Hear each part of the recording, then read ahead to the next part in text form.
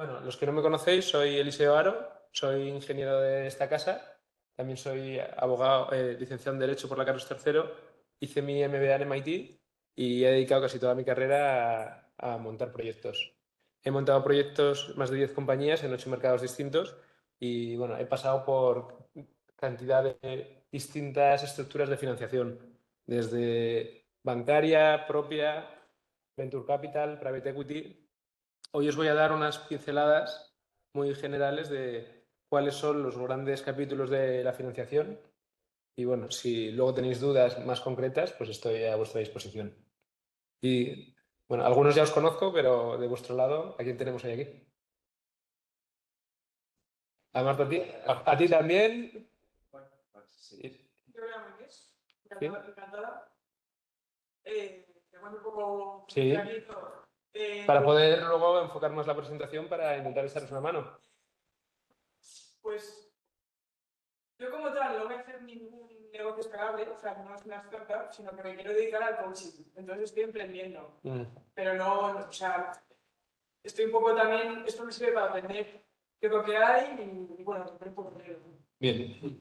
Ella es Icaí y está dando clase en la escuela. Sí, soy profe de Icaí. ¿De qué?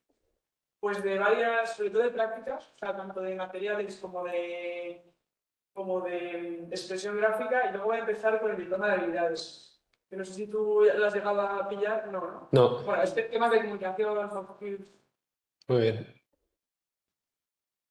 Yo creo que a ti te conozco, sí. Tuvimos, porque yo estuve el año pasado y pues, tenemos una idea, pero tenemos que desarrollar un proyecto de...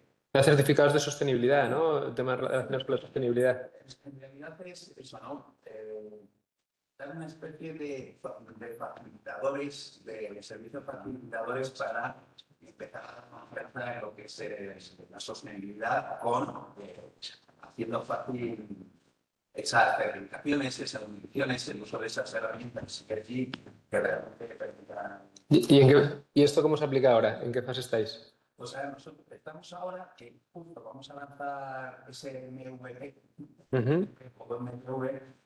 y claro, ¿qué pasa? Que tenemos de ingeniería, estamos hasta arriba, tenemos muchísimo trabajo en el modo tradicional, entonces claro, necesitamos saber cómo escalarlo, cómo financiar ese escalado, para también, pues yo y algunos socios tener tiempo para dedicarle también más a este proyecto sin tampoco abandonar del todo la vida de la institución que está relacionada con esto, pero es como más de la parte más tradicional, que es lo que precisamente queremos automatizar y potenciar para unir muchos mundos y todavía. Entonces, claro, necesitamos saber cómo hacerlo. O sea, tú y, bueno, Inés también, servicios profesionales, podríamos decir, que es la industria. Vale. Y el resto ya no sois alumnos, ¿no? A ver, ¿cuál es la principal prioridad del CEO de una compañía? Que es algo que solo puede hacer él. No. Manda mucha gente en la compañía. Pero ¿cuál es su principal responsabilidad? Hay algo que, con que solo haga eso, es suficiente. Pero eso solo puede hacer él. Asegurar eso, o sea, que se pueda seguir con... ¿Y eso en qué se transforma? En no quedarse sin dinero. La estrategia puedes tener un tío de operaciones muy bueno y tal, pero hay una cosa que es clave y es no te quedes sin dinero. Si te quedas sin dinero, ¿y a qué llamo no quedarse sin dinero? Más que a la quiebra de la compañía, la parte más técnica, que el patrimonio neto sea negativo, no, aquí. Si no hay caja, se acabó el juego. Mientras haya caja, aunque seas un torpe con todo lo demás, si eres un fenómeno trayendo caja o el negocio funciona por sí mismo, la compañía sobrevive y lo demás se podrá arreglar. Pero lo único que no se puede arreglar es el día que te quedas sin caja. Entonces, ¿qué opciones tenemos para no quedarnos sin caja? ¿O qué grandes partidas quiero hablaros hoy en cuanto a la financiación de empresas? La primera, financiación no remunerada, es decir, financiarte con un dinero que no te cuesta. La segunda, préstamos, financiación remunerada. La tercera, ampliaciones de capital. Financiación muy remunerada y además tienes que dar parte de tu compañía y compartirla con un nuevo socio. Y una cuarta, que en España para muchas cosas no es el mejor país, bueno, y Europa en general, pero para esta, pues estamos en una plaza dulce que son las subvenciones, de las cuales os voy a hablar un poco por encima, pero es algo que no ocurre en todos los mercados, pero aquí en Europa pues hay bastantes. Entonces, ¿cómo las colocaríamos en el balance? La financiación no remunerada, el bootstrapping, iría de nuestros clientes. Nuestros clientes los financia la compañía. Los préstamos podría ser tanto deudas a corto plazo como a largo. Y por último, los nuevos socios entrarían en la parte de patrimonio. La parte de subvenciones también entra en la parte de patrimonio neto y es no remunerado en este caso. La parte que es la subvención es fondo perdido, porque hay subvenciones que son préstamos, que eso entraría en la parte de préstamos. Entonces, bootstrapping, o cómo atarte tus zapatos. ¿Esto qué es? Financiar tu compañía a través de tus clientes, a través de la operativa. Esto es algo más lento, pero tiene ciertas ventajas que ahora veremos. La primera es que no tienes que perder tiempo en buscar financiación. Si tu negocio es bueno y funciona, uno, lo estás validando y dos, a través de tus clientes consigues ir financiando tu operativa. Y esto no tiene por qué ser para un negocio pequeño. Vamos a ver un ejemplo, a ver si me funciona, de cómo hacer bootstrapping o cómo financiarte con tus propios clientes para una aerolínea. So what happened? Even some of the big entrepreneurs, who Richard Branson, Oh yeah, I think is people see him as this free, risk taker, reckless sort of guy. But you've pointed out that that's not true about Richard Branson in this case. One of the stories I love about Branson is when he had the idea to start Virgin Atlantic airline, right? The minimum that you need to start transatlantic service is a Boeing 747. Okay, it's a couple of $100 million, right? And Branson got Virgin Atlantic off the ground with no money. So what he did is he calls directory assistants in the United States, 555-1212, in Seattle, 206-555-1212, asks for the number for Boeing.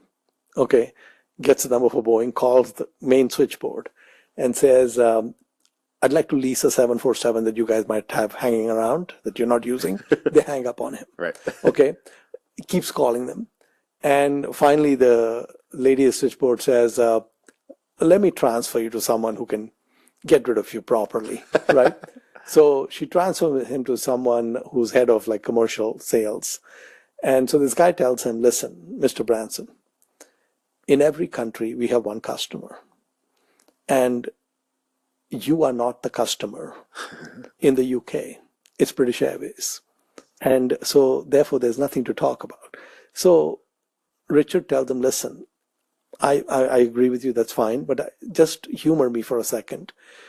Do you have an old Boeing 747 lying around that you're not using?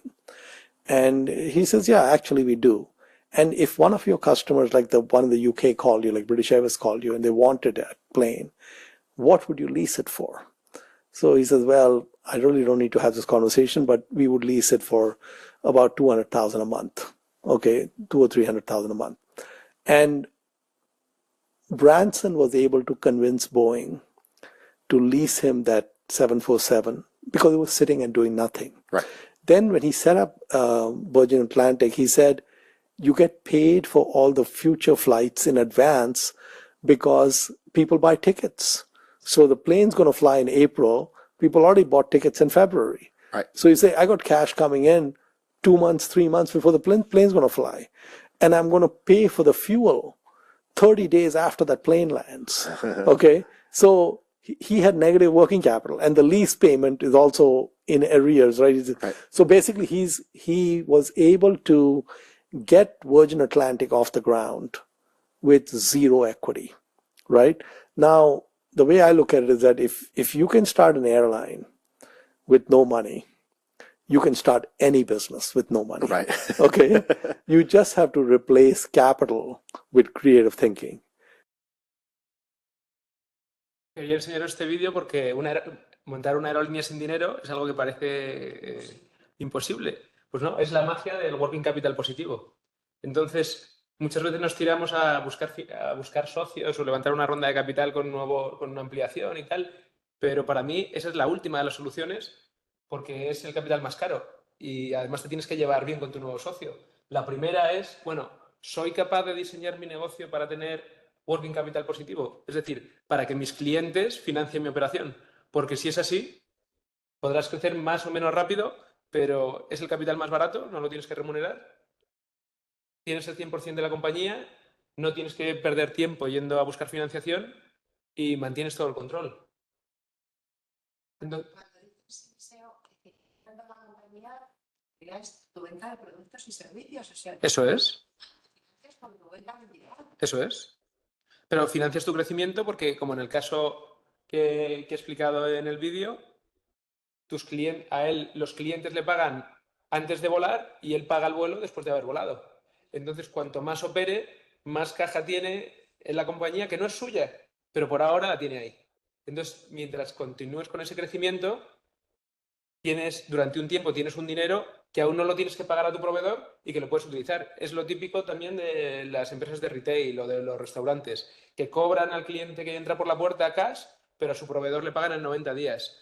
Entonces, esos grupos, ese tipo de negocios pueden crecer relativamente fácil sin financiación externa porque quitando la parte del CAPEX y de arreglar el local, pero la operativa están creando todos los días mucha caja que la tienen un tiempo hasta que se la tengan que pagar al proveedor. Y mientras la bici vaya rodando, eso lo único que hace es agrandarse.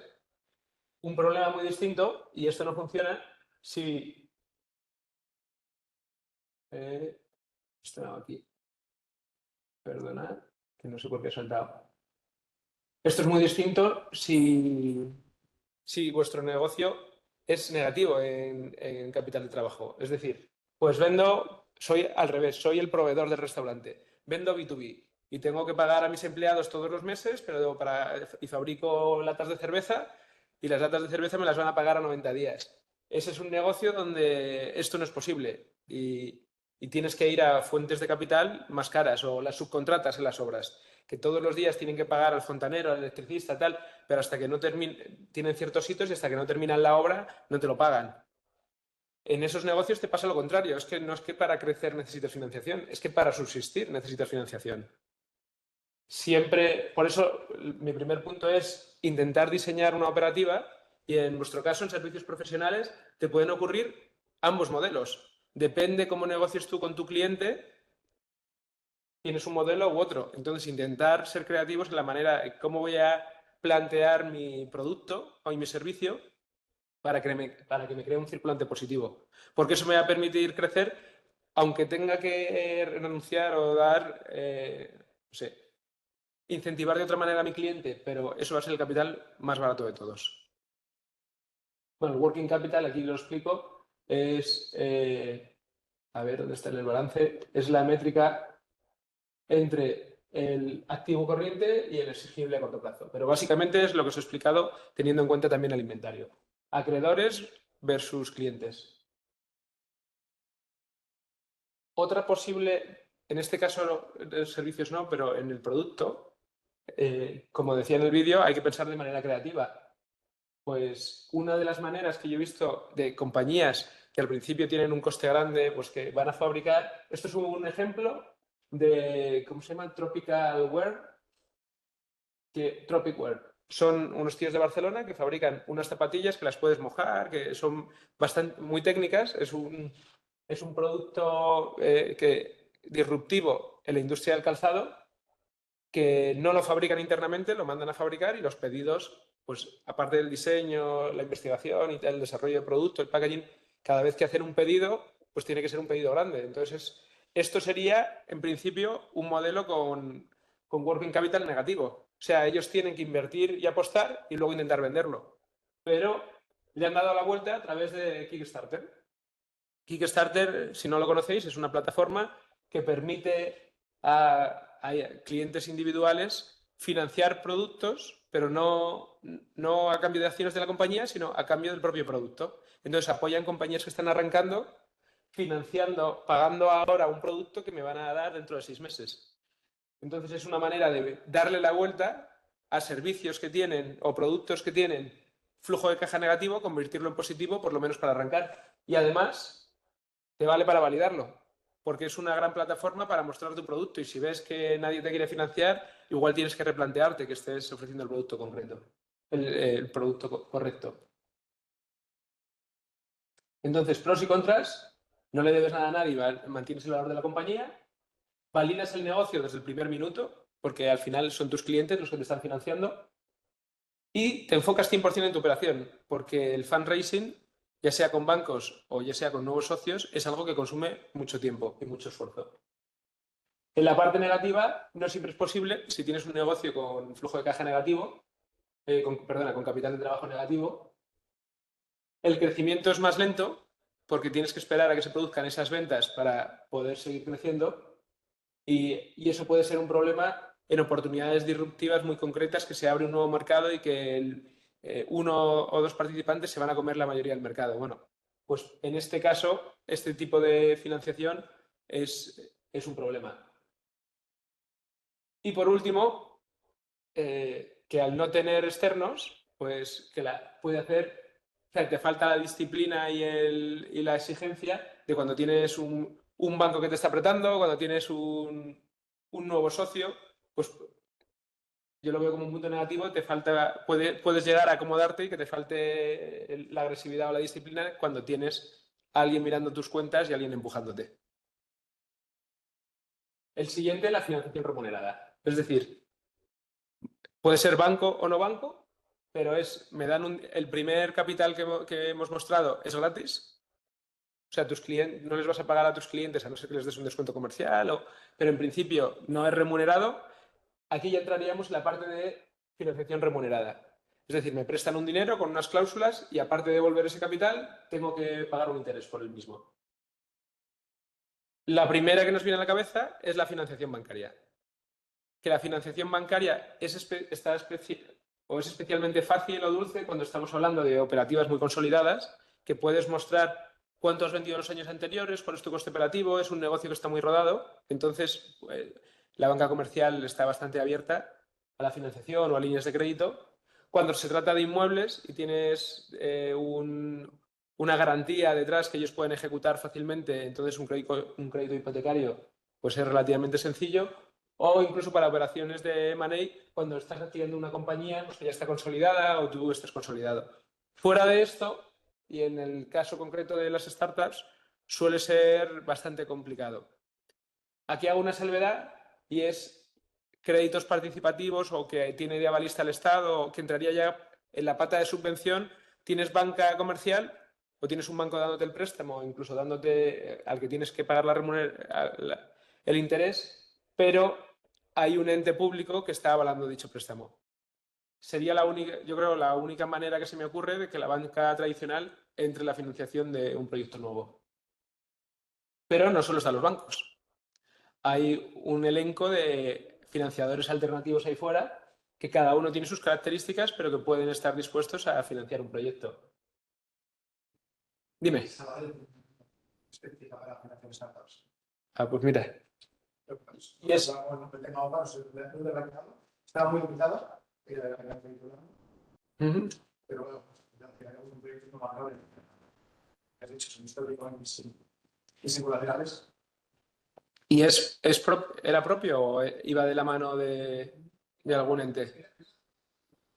No sé si lo habéis continuado con un negocio, pero es verdad que era un banco, porque pensáis igual, pero lo que ofrecían eran servicios. Ya. Espacios. Sí, es que les cuesta. Pero lo único más que era Salvador. Luego sí es verdad que en Estados Unidos estoy buscando ahora el Venture Debt. Sí, eso vamos a hablar ahora de ello. Bancos, pero yo creo que el único que fue en España fue Salvador. Bueno, los principales, entre bancos y fondos, los prestamistas alternativos suelen ser mucho más rápidos y estar abiertos a situaciones o a propuestas que los bancos no pueden aceptar. A cambio, el tipo de interés es bastante más agresivo. Estos son algunos de los fondos de deuda que operan en Europa, que tienes un elenco bastante amplio, desde operaciones de 0,5 a otros que llegan hasta los 50. Pero bueno, que sepáis que en Europa existe y está desarrollado. Claro, si veis los tipos de interés, pues casi todos están en el doble dígito. Esto, si lo necesitáis, lo pasaré. Esto de Equity Kicker, muchos de estos fondos, aparte de prestarte el dinero, quieren acceder a parte del equity. Entonces te prestan el dinero, pero si se cumplen ciertas condiciones, ellos tienen una participación en el capital de la compañía. Entonces son híbridos entre socios y prestamistas, aunque su principal gorro es el de prestamista. Y en los equity kicker pueden variar desde que ellos hagan un desembolso o no, o que sea un bono adicional o un premio adicional por haberte dado el préstamo. Hay cantidad de propuestas. Por último, los créditos que vienen de las instituciones. Este es el ejemplo de NISA. Yo en una compañía tomé una NISA. Ellos te piden que haya una financiación adicional de un externo. Entonces complementan con deuda. Creo que era 1 contra 1 lo que tú consigas levantar, y son créditos muy pro el equipo de la startup. O sea, tienen una carencia larga y el crédito es bueno. Tienen una pega. Bueno, luego os hablaré de los pros y los contras, pero es algo a considerar. En los tipos de deuda, hablaría también de una deuda para dinamizar la operación, que esa es la sencilla. Eso es lo que hablaba al principio. Oye, los bancos, pues si tienes un track record, sí están dispuestos a prestarte deuda. Pero hay otra deuda que es la más valiente, que es para financiar un negocio que no existe, o para financiar una infraestructura o una investigación.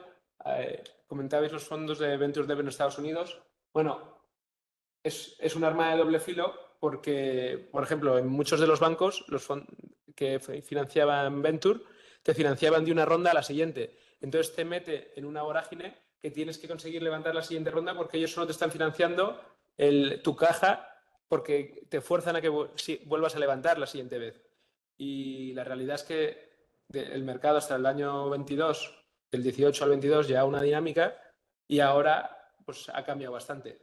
Lo voy a mostrar más adelante, pero hay menos rondas. Es cierto que ahora hay rondas más grandes por los proyectos de inteligencia artificial, pero la agresividad del mercado y del venture capital pues se ha apagado un poco. Sigue ahí, pero cuando surgieron todos estos fondos de venture debt era cuando la excitación era máxima y sabían que cada 6 meses una compañía levantaba una ronda y les podían cobrar mucho por o sea, tenían un buen negocio financiando esa caja hasta la siguiente ronda.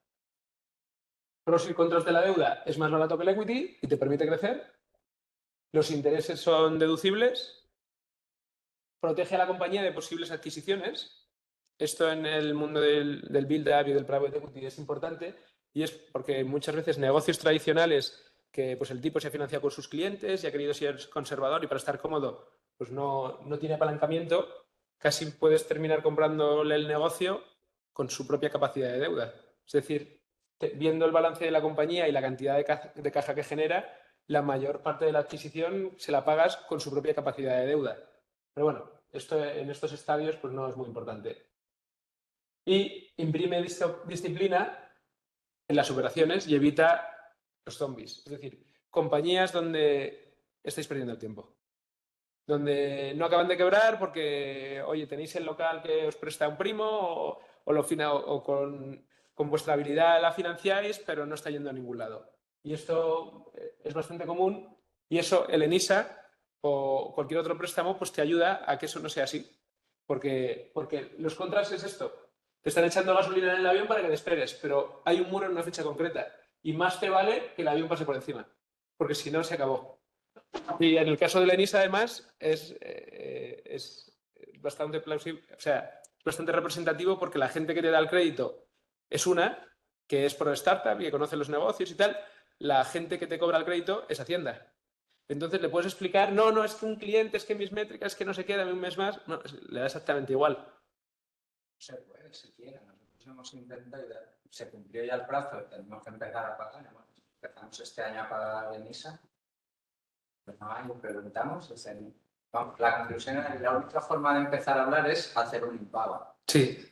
Y aún así, yo conozco empresas que han hecho impago Te ponen una situación. y se lo pasa, claro, y lo ponen en ejecución en Hacienda. Entonces, habla con el tipo de Hacienda y explícale tu problema. Entonces, esta es la situación. Hay que tenerlo en cuenta. Estamos despegando contra un muro. Me da velocidad, pero hay que despegar.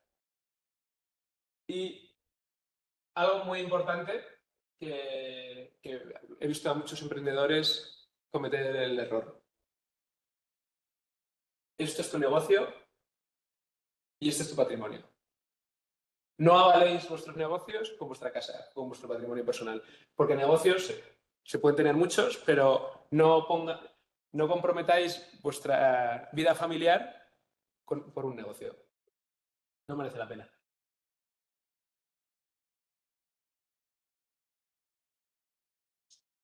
No, pero luego te ves en el día a día y quieres financiar una compra, una operación, y a gente muy formada y que tiene grandes empresas les ha pasado y te lo cuentan como luego viene la pandemia o se da la vuelta al mercado con cualquier cosa y no se duerme igual de bien cuando hoy estás poniendo en tu riesgo tu carrera con pensar dónde vas a vivir la semana que viene. Bueno, la última parte, equity financing, o sea, buscar nuevos socios y hacer una ampliación de capital. Esta es la parte típica que se habla cuando se habla de fundraising. A mí me parecía importante hablar de las dos anteriores porque es más barato y no tienes que dar parte de tu compañía. El tema aquí es que depende del estadio de tu compañía, hay un socio ideal para esa fase. Entonces, aquí estaríamos en la fase inicial hasta llegar primero a tener revenue y a break-even, donde tienes inversores o no profesionales o profesionales pero muy enfocados en esa fase inicial. Y luego, a medida que creces, pues empiezas a tener fondos más profesionales, empiezas con el M&A y con posible mezzanine, que son como fondos de deuda privados, hasta lo que sea. Aquí pone IPO, no tiene por qué ser IPO. El fundraising. Sí, perdón. Dime. Has puesto ahí el break-even es como el comienzo y dices, joder, en principio si llegas a break-even es que ya eso es faufa. Bueno, vamos, visto desde mi punto de vista, ¿sabes? Desde startup, sí. eso asusta un poco. O sea, que sea Bueno, puedes cambiarlo por que empieces a tener cierto revenue y que se vea que aquello empieza. Break-even operativo. No, ahí no incluyo overhead. O sea que esto sería como tener un producto que sabes que funciona. que se ve que puede Aunque la sacar algo. que la compañía no sea rentable, pero que las operaciones sean rentables. Esa es la parte más importante. Entonces, el fundraising, pues, es muy cabrón. Y hay determinadas situaciones donde se tiene que hacer. Y yo he visto amigos y CEOs de compañías que no les gusta, son técnicos o son veterinarios y tienen un producto veterinario que es la pera y siempre me llaman una semana antes de quedarse sin caja de ¿qué hago? Búsqueme a alguien. Y digo, no, o sea, sí, te voy a ayudar porque lo que hacéis es cojonudo, pero esto es tu trabajo, tú eres el CEO, o sea, olvídate de la investigación. Lo principal es que haya caja y esto no lo puedes hacer en una semana porque entonces lo vas a pagar muy caro. Esto lo tienes que hacer si crees que esta va a ser tu modo de financiación, especialmente cuando hay que hacerlo es cuando no lo necesitas, porque es cuando más poder de negociación tienes de tu lado. Y entre que salga bien y salga mal, muchas veces hay centímetros o es un tema de suerte o pueden... O sea, que no hay que desmoralizarse cuando no sale y cuando te sale no hay que pensar que es que eres la pera, porque muchas veces hay muchos factores que no están de tu mano que influyen en que funcione o no funcione. Y hay que escuchar mucho el feedback. Cuando no funciona, sobre todo en una etapa inicial de manera recurrente, pues que puede haber cosas claves en el negocio que tú no estés viendo que hagan que no sea financiable.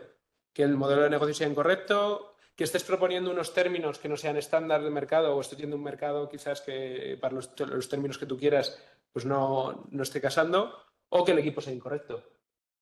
Siempre hay que estar como atento a nuevas oportunidades. Bueno, eso, por supuesto. En particular con el tema de la... Hay un tema muy importante y es eso, que la gente te conozca. El ir a, sobre todo en la parte de buscar nuevos socios, es alguien que va a poner dinero en tu compañía con el que te vas a casar a futuro. Entonces, hace falta una relación que se vaya forjando. Y eso no se puede lo ideal es no forjarlo cuando necesitas el dinero, sino antes. Entonces, pues pedirle consejo o buscar un mentor de alguien que creas que luego puede invertir en tu compañía y que conoce la industria. O hacer eventos de PR o todo el ruido que puedas para a ser posible que vengan a buscarte a ti, que eso es la pera.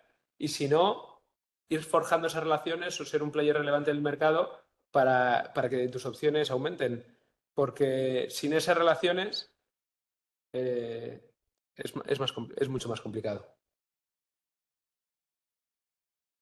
Y luego los inversores quieren ver, bueno, sabéis la del huevo, la gallina y el cerdo, ¿no? Dicen en el desayuno inglés, la gallina está interesada, el cerdo está comprometido. Pues ellos quieren ver cerdos. Tu compromiso, qué recursos has puesto, si estás full time o no en la compañía, esto es importante. Si tienes un equipo al que has convencido a que se una a ti y también deje sus proyectos para acompañarte, todo esto ayuda. Y hasta dónde has llegado sin recursos o con los pocos recursos que tienes. O sea, el skin in the game es muy importante, que no tiene que ser monetario porque se acepta que el emprendedor pues no tenga muchos recursos, pero se tiene que ver que sois más cerdo que gallina. Tipos y estadios. El primero que suelen hablar es Family, Friends and Fools. Yo recomiendo que lo evitéis siempre que podáis. Primero, porque no van a invertir en vuestro negocio, van a invertir en vosotros. Y no siquiera en vosotros como profesionales, sino en vosotros especialmente en un mercado como en España. Esto igual en otros mercados no pasa tanto, pero aquí que la familia te apoya contra viento y marea, pues te puede poner en una situación, primero, no te valida el proyecto y te puede poner en una situación delicada hasta el punto que incluso aunque vaya bien, tú el fin de semana quieres ir a comer con tu familia y lo que no quieres es hablar desde tu negocio o que te pregunten o quieres poder desconectar. Y si haces esto, pues es un problema. Y además, yo pongo aquí, es el fundraising más caro, porque no se trata de dinero. Si te va mal, otra vez lo que decías. No, es que eso es el trabajo de la familia. Eso es. Con lo cual, vamos, ahí sí que lo ves. Entonces, yo recomendaría evitarlo en la medida de lo posible. Business Angels, en cambio, es completamente distinto. Es alguien que no tiene una vinculación emocional contigo, que seguramente sea un profesional o un experto en tu industria, porque solo invierten en las cosas que conocen muy bien y que te va a apoyar no solo con su dinero, sino una vez que ponga su dinero es tu socio, te va a ayudar a empujar, te va a poner su red de contacto a su disposición, te va a dar y va a ser como unos ojos frescos de fuera de tu compañía que conoce muy bien el mercado que te va a poder ayudar. Aquí mi recomendación es, bueno, usa tu network, lo que hemos hablado antes de que tienes que ir desarrollando esas relaciones, que busques angels, que lo veas no solo como dinero, sino como posibles advisors, entonces busques un grupo de angels complementarios y además esto antes o después sale que busques angels que incluso hayan invertido juntos en el pasado o que se respeten, porque muchas veces esto va de, oye, ¿y quién más está? O, oye, pues si está este yo no me lo quiero perder. Entonces, jugar mucho con esas cartas. Es una fase... Sí, un tipo de mixto, o sea, si gente que ya tenemos más años y experiencia, no sé, experiencia, vas acumulando gente conocidos tal, al final acabas en que parte de esas Fs sí que pueden llegar a ser gente que está en el mundillo, ¿qué tal? Entonces ahí sí que sería un poco distinto, ¿no? A la primera. Bueno, sí. Eso es cosa... Yo me metería más en el tema network.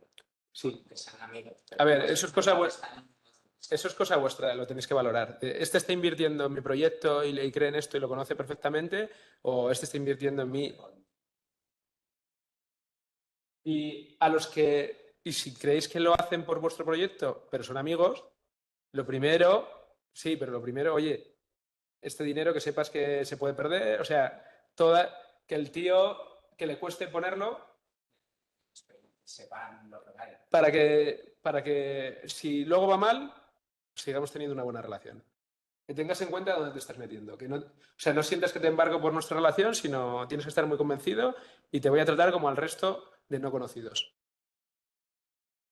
En esta fase inicial suele ser difícil valorar el negocio, entonces la conversación de cuánto vale y cuánto equity me das pues es interminable. Una herramienta muy buena que en Estados Unidos funciona perfectamente, no sé aquí cómo está de desarrollada, yo creo que sí, son los créditos convertibles. El mejor y el más rápido es el SAFE, que está desarrollado por... os metéis en la web de Stanford y te puedes descargar todos los documentos, no te gastas un duro en abogados y son términos que están admitidos por la industria y son bastante amigables para el emprendedor, por lo que te ahorras muchas discusiones si consigues enfocar a tus business angels o a tu seed investor que entre con un SAFE. Que son unas... Ahora no me acuerdo de las siglas, pero... Simple alignment o Ahí está. ¿Qué es deuda convertible? ¿Y cómo ayuda eso? Son métricas para una valoración. No. ¿Cuánto quieres que ponga en tu negocio? Vale. Suelen ser tickets más pequeños, pero vale. Vale. 100.000. ¿Cuánto me vas a dar por tu compañía? ¿Por 100.000? ¿Cuánto me das? Bueno, pues esa conversación es interminable. Entonces lo que se hace es, bueno, mira, como no sé esto lo que va a valer, pero yo creo en el equipo, mira, te doy 100.000, pero cuando levantes tu ronda de capital profesional con un venture capital profesionalizado, donde ellos sí van a mirar tus métricas y van a saber valorar mejor tu negocio, conviertes mi deuda en capital. Pero me vas a dar un 20% de descuento sobre lo que ellos estén pagando porque yo estoy entrando a día de hoy con más riesgo y además vas a tener en cuenta un 7% anual de intereses que no me los vas a pagar ahora, sino que los vas a considerar en aquel momento también para darme equity. Entonces se acaba la discusión. Sí, va a ser un 7 o va a ser un 5. Y es un 20% de descuento o un 15%, pero es mucho más sencillo que ponerte a valorar la compañía y porque sí o porque no. Dando por hecho una segunda valoración con alguien profesional. Eso es. Tiene ciertos términos y entonces cuando llegue esa siguiente ronda, ellos convierten su deuda en capital. ¿Qué pasa en muchas ocasiones? Que el que entra nuevo ve el cap table y dice yo no quiero toda esta gente y les compro. Y les saca en ese momento tal. Bueno, pues oye, les pagan bien un par de veces o 3 lo que han puesto y sin problema. Pero suele ser bastante común que el Venture Capital, profesional cuando entra, quiera limpiar la compañía y se quite a todos los angels minoritarios. Que es una faena para el angel porque, claro, él tiene su portfolio y las que van mal nadie les paga, pero las que van bien lo que les gustaría es llegar a extraer el valor, no que a la primera de cambio les saquen. Pero la verdad es que como tiene la sartén por el mango el Venture, pues dice o salen o no financio. Entonces, por lo menos lo que he visto en España. O sea que ser angel es jodido. Hay una parte ahí incluso de mecenazgo. O sea, tú sabes de una industria y quiero ayudar a gente de mi industria. Bueno, los principales VCs del mundo, o sea que aunque ahora diga que son menos agresivos que hace un par de años, hay muchos y tienen mucho dinero y siguen financiando compañías.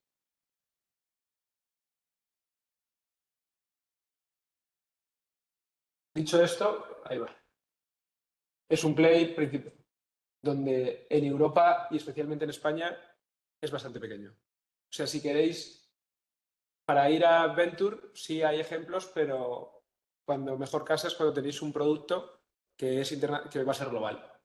Y ahí mi recomendación es que lo validéis en España, que es un país fantástico porque el talento es barato, las operaciones son baratas, pero en cuanto podáis llevarlo a otros mercados para poder ir a buscar financiación en Estados Unidos, que es la mejor. Es la más barata y la más agresiva. Eso es lo que os comentaba antes de cuál es la situación actual del Venture en el mundo. Pues hay menos deals, como vemos aquí. Este es el número de deals al año, pero mayores y muy enfocados en inteligencia artificial, que es la parte esta azul. Entonces, estas últimas rondas que entran en la parte de varios de cientos de millones, mancha o crea una falsa impresión de cómo está el mercado, porque si ves los volúmenes totales son altos, pero en las fases iniciales, en una escala inicial en la intermedia, se han reducido bastante las operaciones. La parte positiva es que estoy viendo que las empresas son mucho más eficientes. O sea, antes necesitabas contratar a mucha más gente pues, para hacer un producto, un diseño. Hoy en día, con cierta habilidad y con inteligencia artificial, con muy poco, con unos cientos de miles y con un equipo fundador pequeño, puedes llegar a desarrollar servicios fantásticos. Entonces, el mundo del venture en los próximos años va a cambiar porque las necesidades de las compañías van a cambiar. Un último punto es el corporate venture. Esto es, no sé si llamarlo lobo con piel de cordero, bueno, parece venture, pero no es solo venture. Aquí tengo dos ejemplos, Clicars y Rebel. Clicars, su primera ronda fue con Peugeot y en ese momento, pues prácticamente perdieron la flexibilidad de la compañía. Fue, o sea, fantástico porque este es un negocio de fondo de maniobra negativo, entonces para crecer y comprar coches y luego poder venderlos, pues necesitas financiación y Peugeot pues tenía los canales y muchos coches, pero cuando entra Peugeot, no sé si al principio cogió un 50%, un 40%, un 60% de la compañía, da igual, aunque sea un 20%, ya no se la vas a vender a nadie más, Peugeot no te va a dejar y vas a estar un poco a merced de ese corporate. En el caso de Rebel, de Quique y Dani, pues Dani es compañero mío además de clase. El primer día en química a las 8 de la mañana, el tío que tenía al lado en ICAI. Y ellos han hecho una ronda de 100 millones de deuda con KKR y 12 o 15 de equity con Santander para empezar su negocio. O sea, tienen una chapó, son fenómenos, pero ellos hacen una especie de suscripción o renting online, pero va con el Santander, que uno de sus negocios es el renting. Entonces, su futuro, ya sacarle el Santander va a ser complicado y que entre otro tener la flexibilidad que ellos querrían, pues también. Entonces, el Corporate Venture tiene una parte positiva, que pueden comprar coches ayudándose de sus relaciones con el Santander mejores y te van a ayudar a la industria, pero te estás vendiendo tu negocio de manera encubierta o no, o explícita desde un primer momento. Pros y contras de las ampliaciones de capital. Es un capital que tiene mucho apetito por el riesgo. Una vez cerrado el acuerdo, una vez pasa de sentarse enfrente a sentarse a tu lado, porque tiene skin in the game. Te permite escalar un negocio mucho más rápido, en circunstancias además que el negocio no lo permita con sus operaciones. La parte a tener cuidado es que son nuevos socios. Entonces no solo tienes que mirar el dinero, sino a quién estás trayendo a tu compañía. Es un proceso largo, hay que tenerlo en cuenta, y es el capital más caro.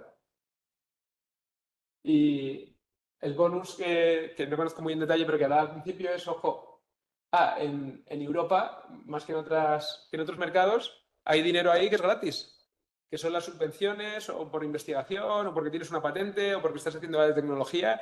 Y eso, he visto algunas compañías, pues mi amiga esta que tiene una empresa veterinaria farmacéutica, tiene el primer medicamento con células madre aprobado en la Unión Europea y lo ha hecho con recursos propios. Se ha gastado, no sé, 20.000 euros en total porque era mujer, menor de 30, tal. Se fue agarrando a distintas bolsas de oxígeno y es un dinero que no iba a decir caído del cielo. Bueno, tiene un tema a tener en cuenta y es que los procesos son largos y muy encorsetados. Tienes que estar atento a cuándo son las convocatorias, qué tienes que hacer y son sus plazos, no tus plazos. Pero aparte de eso, es fantástico. A ver.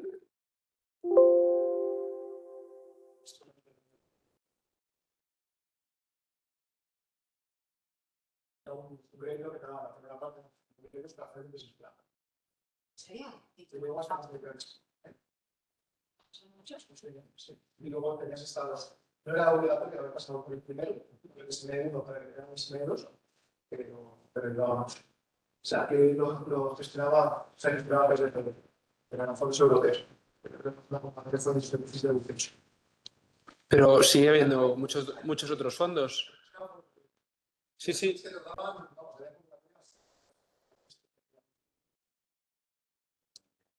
hecho expectativas que se ayudan a la organización. Hay muchas cosas, por supuesto, pero cuando sos, sigues teniendo para proyectos más tecnológicos. Pero eso es fondo perdido también, ¿no? Sí. Bueno, ojo lo que tenéis que poner de vuestro lado para el application, pero si escogen suele ser muy rentable. Si miras el dinero que te dan entre las horas que le has echado. En España también hay una serie de incubadoras que no sé hasta qué punto es un fondo perdido o te pide una parte de capital que también amerita estudiar. Pues la típica, no sé si han cambiado los términos, pero lanzadera de Juan Ross, si hay... sí. ¿Lanzadera no te da pasta? Te dan 200.000 antes. Bueno, pues mira. Bueno, ese es el valor de la ahora te lo dan en kind. Bueno, antes te lo daban en cash.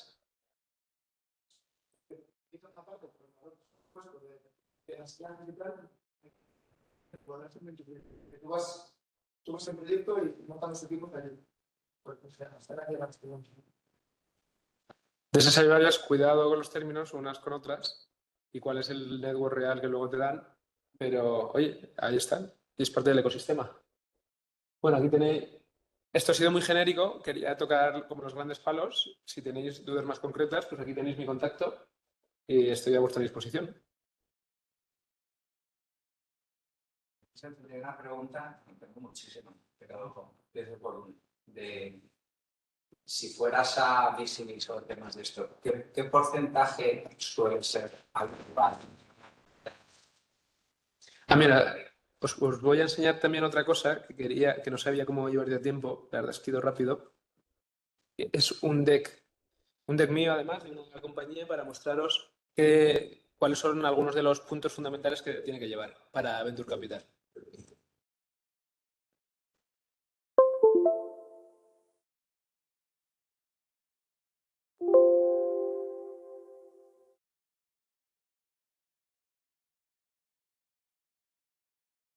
Perdona, Joaquín, dime. Sí. ¿Y hay alguna especie de referencia en cuanto al medio, más o menos, con el que entra un visibilio, un nivel o varios? Sí. La primera ronda 2025. O sea, sí.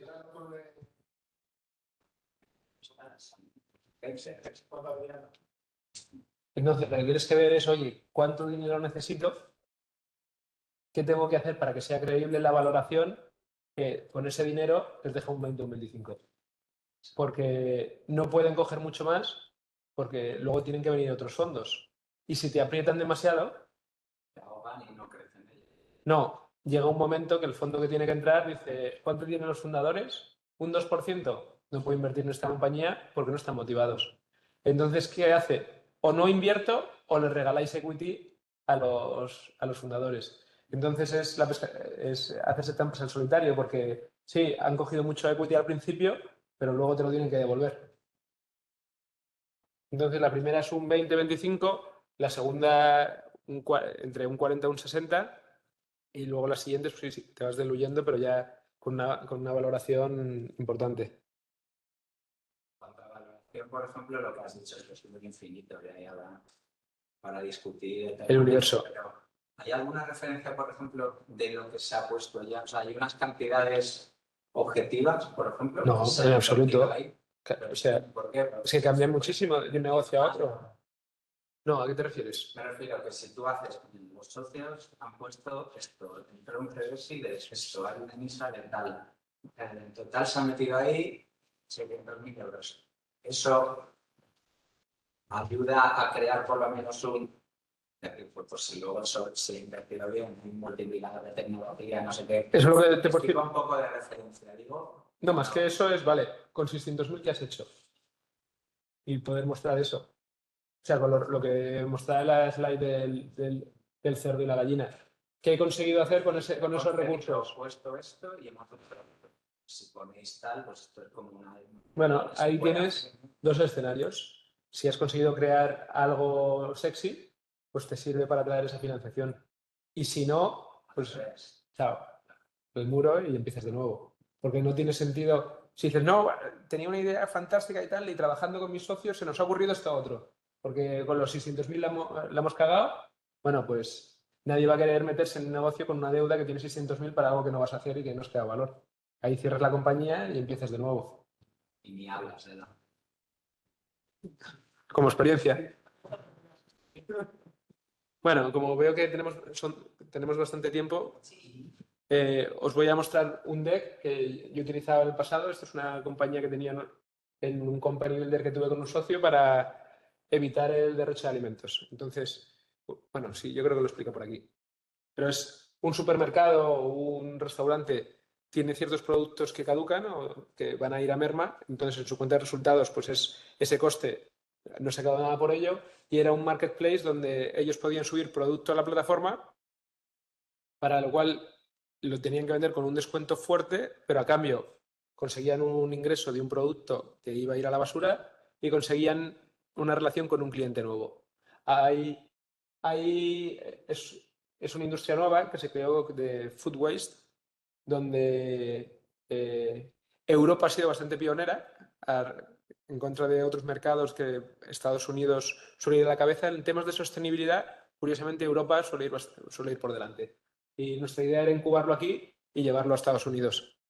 Pero llegó el COVID y se complicó lo de ir a Estados Unidos, entonces lo vendimos a un competidor francés. Y la industria se ha desarrollado. Hay un competidor que se llama Too Good To Go que hace algo parecido, porque nosotros vendíamos un producto concreto, ellos venden una bolsa de comida, pero bueno, eso no es lo importante es la estructura. Entonces, la primera que explicamos qué es lo que hacemos, en este caso era comparar el Hotel Tonight, o sea, algo que va a caducar, el poder venderlo a descuento, o sea, tu propuesta de valor. Luego, el mercado, o por qué existe una oportunidad para esta propuesta de valor. Pues aquí, oye, ¿cuántos millones de comidas se tiran al año en Estados Unidos? Y, o sea, ¿por qué mi solución, que tiene sentido, tiene un mercado donde va a encontrar acogida? Esto ya eran métricas más concretas de, oye, pues en Estados Unidos pues tienes esto es España, perdona. Estos son los volúmenes para mostrar realmente que conozco al cliente al que me voy a dirigir. Vale, la verdad es que no lo tengo muy fresco, pero para ver la estructura nos vale. Sigo hablando del mercado y ya la última típica de, oye, pues este es el tamaño global y esto es lo que yo quiero capturar. Pasamos ya a una fase más concreta, porque aquí ya teníamos operaciones, oye, esto es el mercado y aquí es donde quiero ir, pero a día de hoy, con los recursos que tengo, ¿dónde estoy? Y aquí mostraba los clientes que ya tenía, con los que estaba haciendo un partnership, y los que tenían en el pipeline, para decir, oye, ¿para qué necesito tu ronda? Que eso lo explicaré más tarde. Pues ya tengo cierta atracción y ahí es donde quiero llegar. Con que tú me des dinero ahora, voy a poder materializar estas relaciones y crear relaciones nuevas. Bueno, y esto es lo mismo ampliado, de las conversaciones que teníamos, un poco para calentar también al inversor de, oye, esto está funcionando y si me ayudas un poco es que mira a todos los clientes a los que voy a llegar, para que veas que voy a llegar al siguiente hito o a la siguiente ronda. Más de lo mismo. Y ya empezábamos a mostrar un poco el producto y un piloto, a decir a explicar nuestro producto, cómo es una operativa de nuestro servicio. Te he contado el mercado, te he contado la necesidad, te he contado que estoy haciendo, o sea, que tengo clientes que pagan por ello y que está funcionando. Ahora te cuento los detalles de lo que estás invirtiendo. Esto era una de competidores también, siempre una referencia para ver que no eres el único ahí fuera, que has visto algo y al resto no se le ocurre. Eso suele ser un mal signo, especialmente para los inversores. Les gusta ver que están invirtiendo en una solución que tiene sentido y que el mercado la demanda, que por eso va a haber buenos players. Entonces invierten en la oportunidad, pero también invierten en el equipo. Cuando estás tú solo, suele ser algo casi negativo. A ver. Bueno, nuestra línea de PR y qué estábamos haciendo para ganar clientes, para mostrar también cómo vamos a conseguir acelerar esa rueda.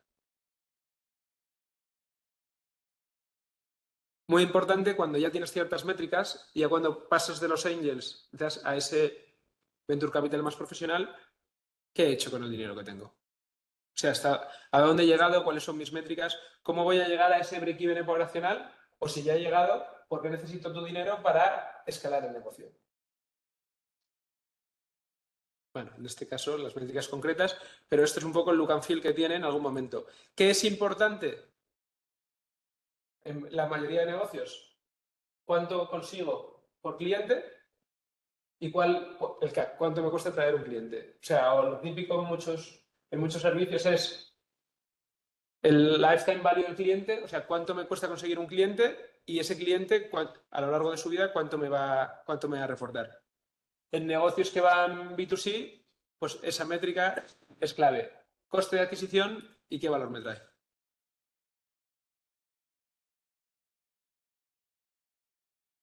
Y aquí, bueno, mostrábamos un piloto que habíamos hecho con la sirena, pues para mostrar algunas de esas métricas.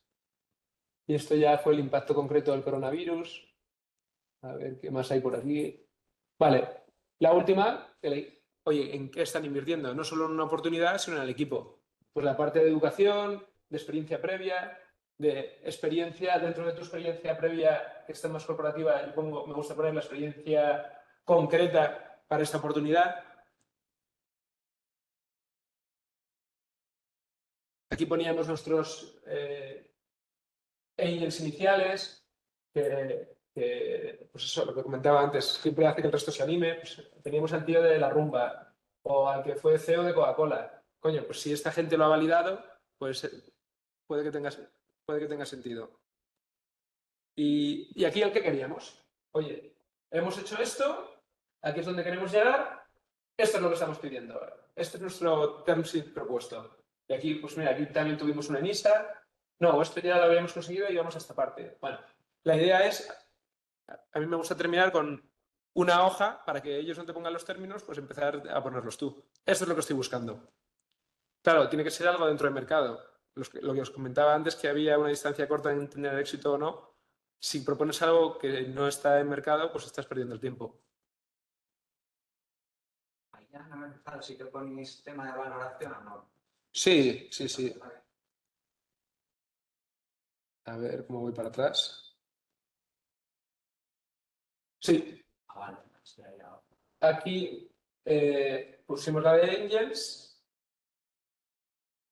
Esta era pusimos la siguiente, que era deuda convertible, con un 20% de descuento al VC Round, y esta es la que queríamos captar. El VC Round, que como no fuimos a América y no funcionó, pues lo vendimos a Phoenix.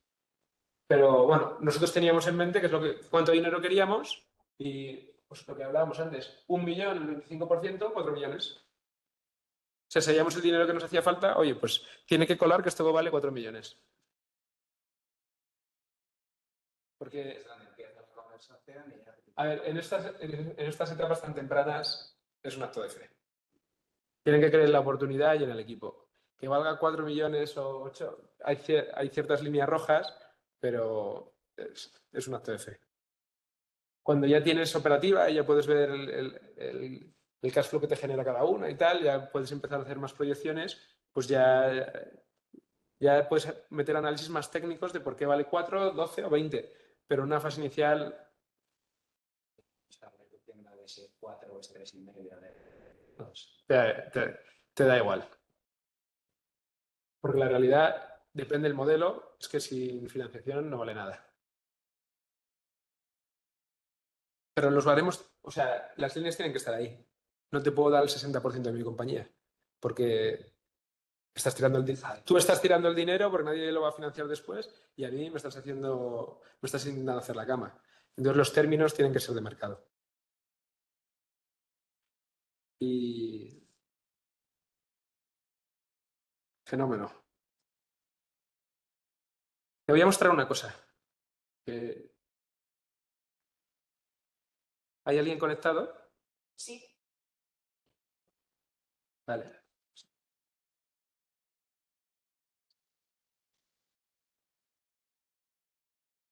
Esto es antiguo. A ver, vamos a hacer aquí una cosa. Ahí. Esto es antiguo y del mercado americano, pero te sirve un poco para ver los ratios.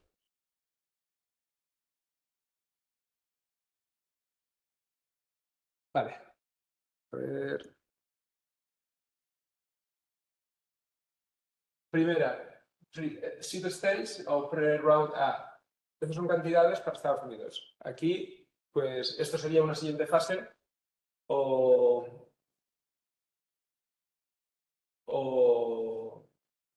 otras cantidades. Ronda inicial 50 de 50. Valoración. Borrow from Angels, aquí un crédito convertible de 500.000, pero aún no está en el equity de la compañía. Tienes dos socios, tú y tu socio tenéis el 50-50 cada uno y tenéis un préstamo de 500.000.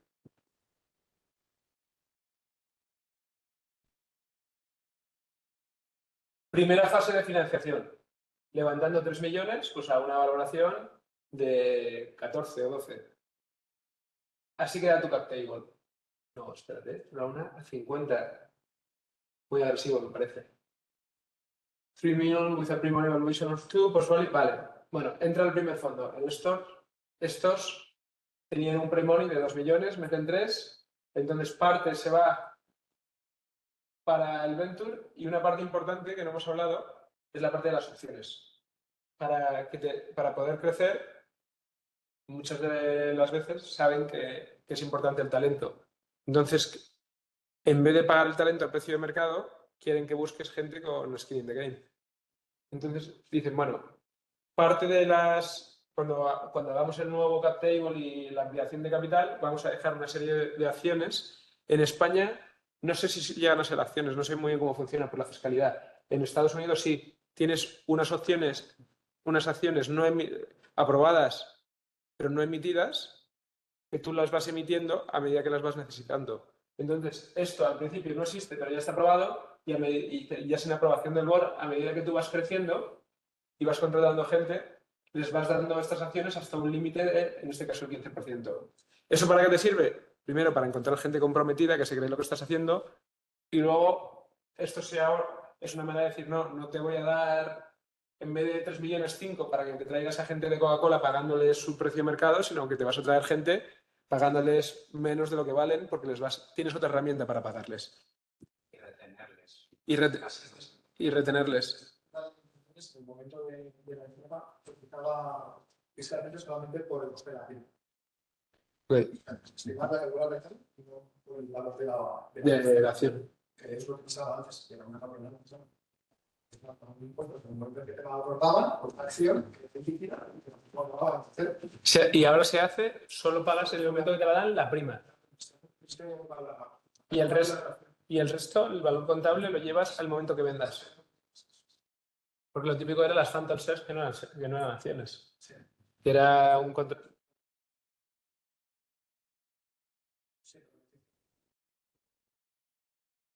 Sí, la phantom es un contrato de remuneración a futuro. Y cuando tienes contratos de eso, pues nosotros hemos hecho eso y con empleados les hemos acabado dando participaciones. Al final es la forma de ver y según está el mercado, esto es una locura, ¿sabes? Pero si no, te va rotando a la gente y no es imposible. ¿Cómo se tramita eso cuando tú tienes un acuerdo con alguien pero aún no lo has ejecutado? Si entran inversores, por ejemplo... ¿Lo tienes que mostrar? Eso se... No hay ningún problema. Hay formas de reflejarlo eso, ¿no? Ellos lo toman, depende si son phantoms o si es equity de verdad, ellos lo toman como el founding team. Oye, el equipo, ¿cuánto estoy pagando de equipo o qué porcentaje tiene el equipo? Y la parte de que no sois los fundadores, pero que son empleados claves, al final sigue siendo el motor de la compañía. Entonces lo ven del mismo lado. Por eso en esta negociación, en la anterior, es muy importante. Es muy importante. Una de las discusiones típicas, los porcentajes y las cantidades ya están más o menos aprobadas. Pero este 15% ¿de qué va a salir? ¿Sale antes de que yo invierta y ya ponéis ese 15%? ¿O sale después cuando ya estamos los dos juntos? Bueno, pues son las pequeñas palancas que tienes al final de negociación. Porque si sale después, pues parte lo pagas tú y parte lo paga el fondo. Y si sale antes, pues lo pagas tú entero. Segunda, a ver. Ahí. Segunda ronda, pues tienes el VC Angels que han convertido, se queda con un 34, un nuevo VC en 33, estos 6 millones, pues a Primoni de 12. Esto es antiguo. Por eso el mercado se volvió bastante más agresivo, esto es de 2010 o 2011. Los últimos años el mercado se volvió mucho más agresivo, por eso las cantidades y los porcentajes que yo os he dicho son es el porcentaje algo menor. Pero bueno, el concepto es el mismo. Sigues teniendo una parte de opciones, necesitas menos porque tu compañía vale bastante más. Los founders siguen manteniendo un porcentaje importante de la compañía y luego dividís 50-50 los ventures. ¿Qué tiempo habría pasado más o menos entre la anterior ronda y esta, que es 2 años? Pues depende del... Up to you, desde 6 meses a 2 o 3 años. O sea, lo general es que más 2 años. El Venture Capital primero quiere que crezcas rápido y te da un dinero para que tengas gasolina 1 año y pico para valorar el producto y crecer y luego vas a necesitar 6 meses para levantar, pues para que te dé 2 o 3 años. Y bueno, esto es más de lo mismo.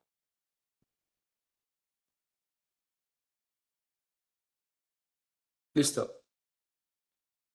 Luego es importante lo del pre-money y el post-money. Claro, yo cuando caí en eso, es todo el mundo, porque tú valoras en 3 millones, 3 millones. Si alguien pone 1 millón, no es un tercio, o sea, es un cuarto, porque es ya del total. Es una ampliación de capital.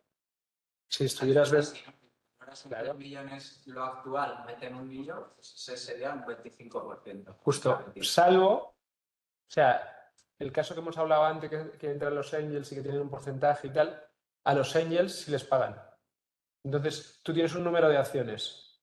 ¿Cómo traes al nuevo propietario o a tu nuevo socio? Porque necesitas su dinero. Entonces, el dinero no va a tu bolsillo, que eres socio, va a la compañía. Entonces, la forma de hacer eso es ampliar capital. Entonces, hay más acciones, por lo cual tú te diluyes. La parte que cambia es esos angels que entraron al principio, ese dinero no va a la compañía, eso se lo van a pagar a los angels por sacarlos. Entonces, ahí la parte que les paguen no os diluye a vosotros, porque no entra a la compañía, sino que se va a los inversores iniciales. Pero al final es parte del ticket que ellos echan la cuenta cuánto me cuesta tener una posición en esta compañía. Importante para algunas una valoración para la empresa, generalmente la valoración ya es, pues bueno, lo que mejor sea, si le dirá la empresa no vale nada. Porque a veces estás asumiendo que con el capital, esto debe hacer, que la mayoría de caprichos, te vas a después de a múltiples, etc. Entonces, pues que no lo tienes para ver. Entonces, puede ser por si le restas luego la inversión que buscas para quitar la red. Pero vamos, siendo ICAI es una resta muy sencilla. Muy bien, pues si tenéis más preguntas y si no, pues encantado de... Dime, Inés. Bueno, lo primero de todo, muchas gracias, porque a mí me sirve todo el mundo, yo que estoy más de otros temas, he flipado en esto. Y luego me llama la atención cuando se de que hay una delgada línea entre el fracaso y el éxito. Y me gustaría preguntarte cómo gestionar a veces ese equivocarte. O sea, todos los días te vas a equivocar. Eso no hay ningún problema. Lo importante es que los días que aciertes seas capaz de pagar los que te has equivocado. Pero hay ocasiones en las que, que te sientas como, wow, qué fracaso. Y cómo darle la vuelta, o sea, cómo saber también cuándo tirar la toalla y cuándo seguir con tu idea. No sé, un poco cómo se gestiona. Sí, bueno, la forma sencilla de saber cuándo acabar es cuando te quedas sin caja. El problema en negocios como los vuestros, que estáis vendiendo al principio vosotros, es que podéis acabar en ese estado que decía que es de zombie. Que sí, que te permite vivir, pero que ni va para adelante ni para atrás y al final estáis poniendo lo más importante, que es vuestro tiempo. Porque el dinero va y viene, pero el tiempo, cada día tenemos menos y no sabemos cuánto.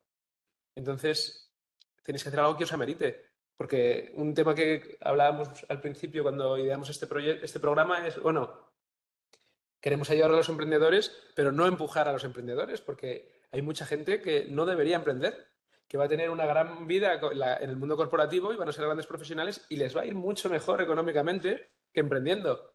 Entonces, eso hay que valorarlo, porque históricamente ha habido muchos emprendedores por necesidad.